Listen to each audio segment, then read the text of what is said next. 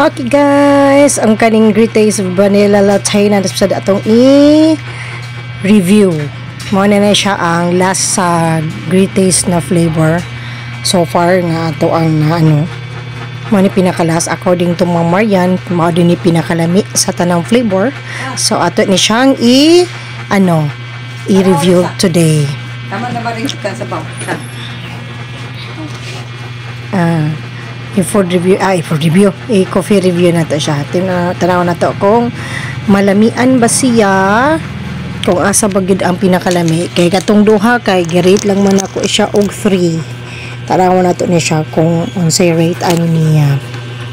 Kay mao ni ni Ma'am Marian nga lami daw. Pero so far no, sa katong kanin siya nga brand kay dili maghilip akong tiyan. No? Dili mo tukar akong acid. Di mo tukar akong hyperacidity ani niya. Ganahan kay ko. Di mo kay siya isog. Lihira siya sa katong marag kupiko gani. Kay isog jud ganun kay ito. Pero lami. Kani siya, lami siya. Pero dili siya isog. Dili kay siya pait. Tamis-tamis siya nga klase. Kaya lang guys ha. Kaya nagkamalisod ang person sa pagpuak aning kuan ng ice. Wala siya.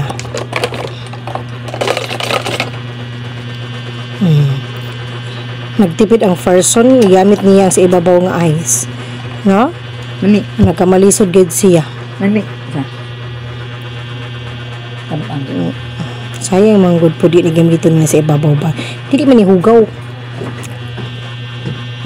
Ang inawas man gud na siya sa kung kuan kay syempre na may busot-buslot.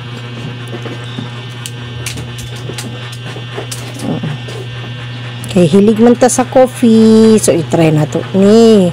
Kung napatay makit-an ani kay ipang try na to kung sa mga bag-o na pag actually napa ko isa ka klase na siya shale na noon siya powder.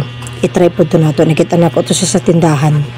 First time po na ako makita ato. Ito na ito next after anang duha nga bottle. Hindi ka human anang duha. Kato ato next. Paulahin na nato to siya. Dugay kay naka-symbol ang first son kay na dugay sa ice. Buta na to siya daghang ice kay mas para mas refreshing pag siya, no? Hindi ta kailangan mo palit pa sa gawas, mag-order anang mga coffee dia sa gawas, ice coffee. Pwede man nato na buhaton sa balay nga mas barato pra. Tagin mo ang order baya na sa ice coffee kay mahal. Ang ban 100 plus. Na samantalang unsa di imong gasto? 18 pesos ra. Sige, pilawan nato kung sa kalami. Ang vanilla latte. Ay, lami siya. Mga itong i-rate na po siya kay naa siya sa mga 4 out of 5. 5 is the highest, 1 is the lowest. Char. 4 siya.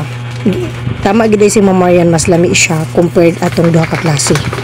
Itong choco mocha o katong sa itong isa, itong macchiato. Perfect siya. Lami ang vanilla latte.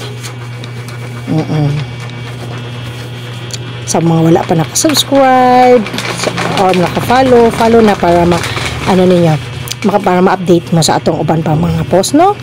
Okay, napati i-review na lahi nga klase nga